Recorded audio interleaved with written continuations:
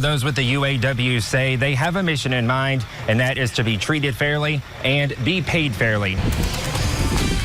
The first city council meeting is getting started here in Cave City, and this is coming after the termination of former police chief Terrell Riley. Operators are standing by here at WBKO so you can reserve your ticket for this year's St. Jude Dream Home. It was a hotly contested race for the Democratic nomination for governor. During the next half hour, our reporters are going to take you through the struggles South Central Kentuckians feel every day when it comes to affording housing, medical care, and education. Strike continues.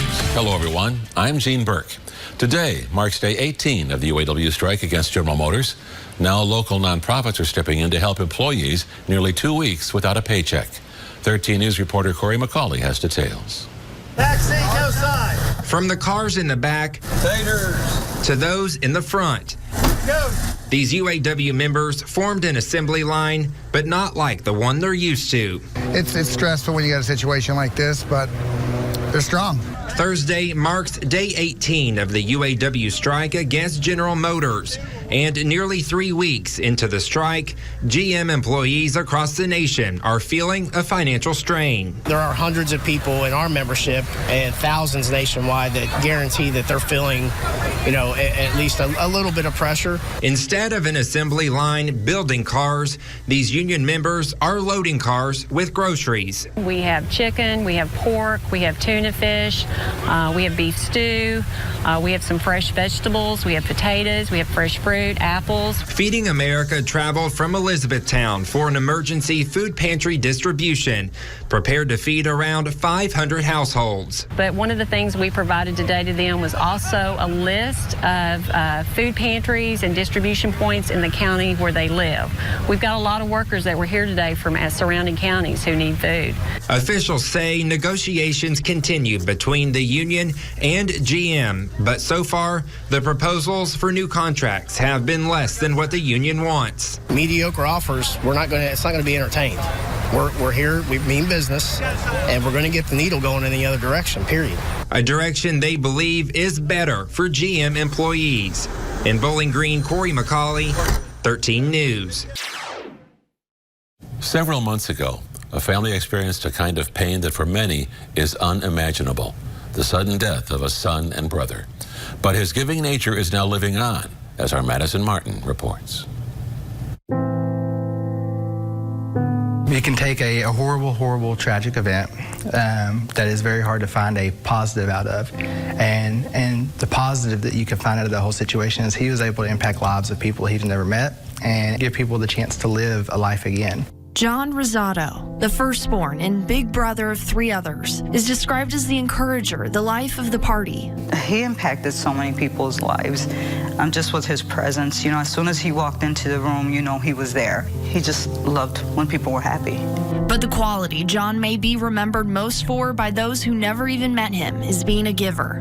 For him to want to continue to give, after he's gone, that's like the ultimate gift you can give someone, right? After a sudden asthma attack in April, the 27-year-old was taken to MedCenter Health, and his family left New York as fast as they could. As the days progressed, his health did not, and he was pronounced brain dead. I was with him through the last several tests that we had made, and Sandra she knew in her heart that we were probably going to tell her that news. She had told me several things that, that wasn't her John anymore. That was just, that was John, but it wasn't John. But though who John was had changed, his presence would continue on when his family learned John was a registered organ donor. I wasn't surprised. I wasn't surprised at all. Just because knowing John, I know that that's something that he would want. So even if he wasn't an organ donor, that's something that we would have done, definitely, because that's who he is. And his attitude would have been like, well, I'm not going to need my organs. You might as well bless somebody else with them. And for that donation, one that would give his heart, kidneys, and liver to 2 other people, he was led to the operating room in an honor walk. We surrounded them with love and support so that wouldn't be such a lonely walk. Even though it was incredibly hard for them, it still was. We were supporting them. It was a wonderful thing to experience, I think, but at the same time, heartbreaking. Because that's I don't know. It made it part of the goodbye Yeah, it did.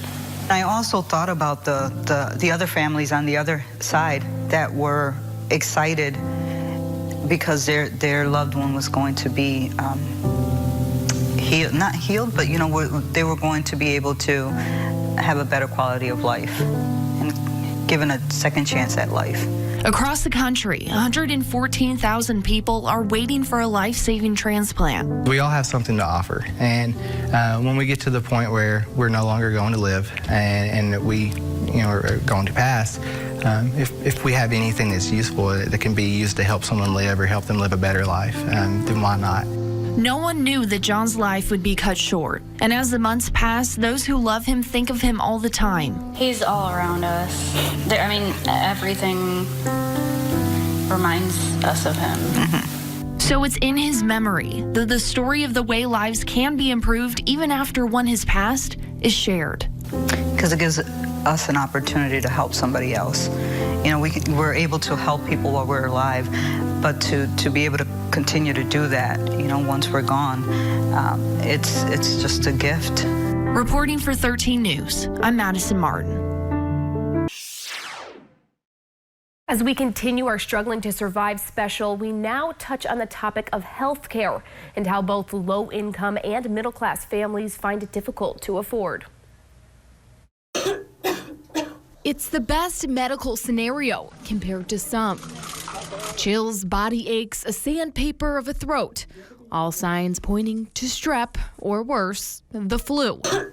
Fast forward to an urgent care visit that lasted under an hour, and now I'm dealing with an outrageous bill from one local clinic. $665, the best price you guys can quote me for my visit. At this point, I'm thinking, what's even the purpose of paying for insurance? What other options do I have? And am I the only one that feels this way? Well, it appears I'm not. I can remember reading that letter because of blah, blah, blah, and no more health coverage.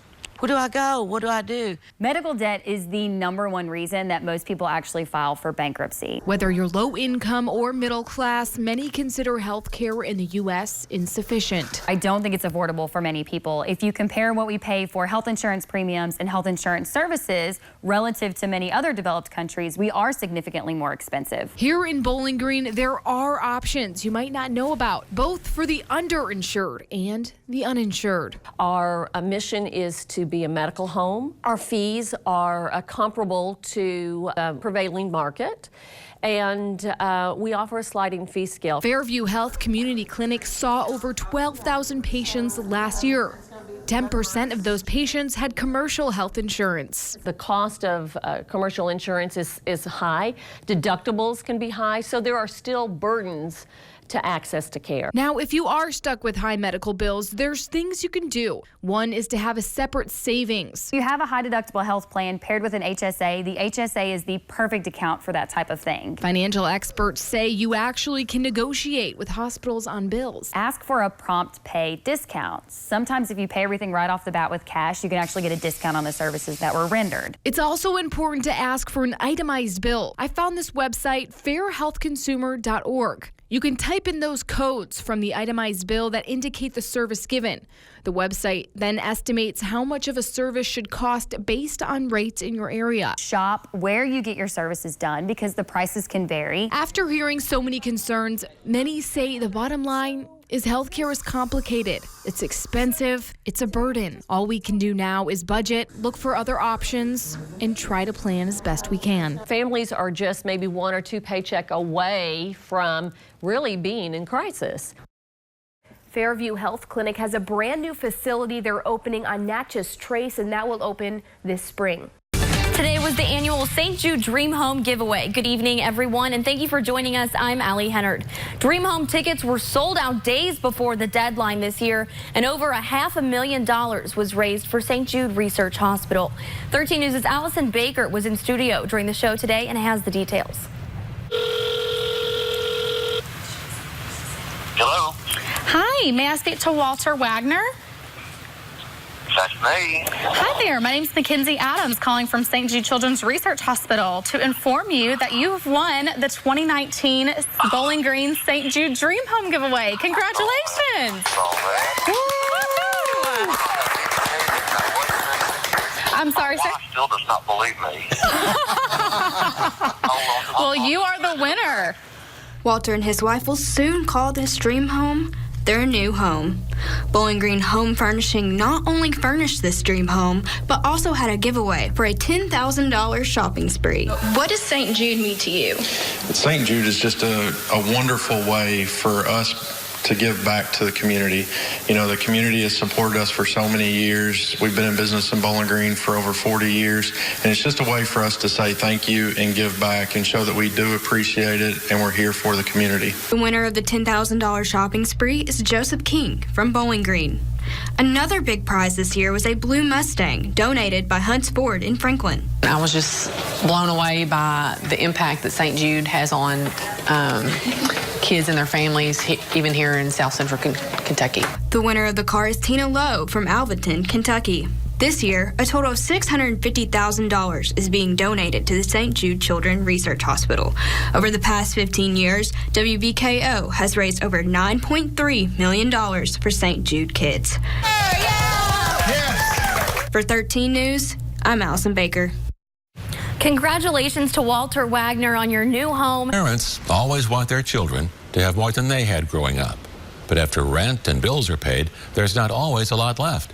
According to The Foundry, a 10-month preschool program can cost $4,000 per child. As we continue our series, Struggling to Survive, Lauren Hansen takes a look at the next generation and how The Foundry provides free schooling to 55 students who need it the most. If you're happy and you know it, roar all out. Giving children the building blocks they need to succeed is the goal of The Foundry, as they strive to break generational poverty through education. When he came in, he really didn't know many of his colors. He really didn't know how to count very much. Keosha Owen's son, AJ, is 4 years old and her second child to attend The Foundry. Children that without any intervention and from a poverty-stricken home are automatically 18 months behind. So many come in so unprepared. Don't know how to hold a pencil, don't know how to hold a pair of scissors, don't know how to simply eat with a spoon. As of the 2015 to 2016 school year, only half of Kentucky kids tested kindergarten ready. In the west side of Bowling Green, the numbers are even lower. On this part of town, 74% of them are testing not ready. The Foundry is also helping the parents. They have to meet a number of requirements, including being employed for 20 hours a week or being in school part-time and attending 6 parenting involvement classes. You learn about rent. You learn about insurance. You know, it's different things that they provide. I want to see you become engrossed in what your child is doing. If you feel like you're all alone in the world, you can come here and ask Miss Susan, hey, you know, I have a question, and she will figure it out. As the children and parents work to build a better future, those with the Foundry hope they feel the investment. You're happy and you know it, jump up and down. As they move on to kindergarten and beyond. It not only changes a child, it changes a family, changes a neighborhood, it changes a community, it changes a generation. In the air, in the air.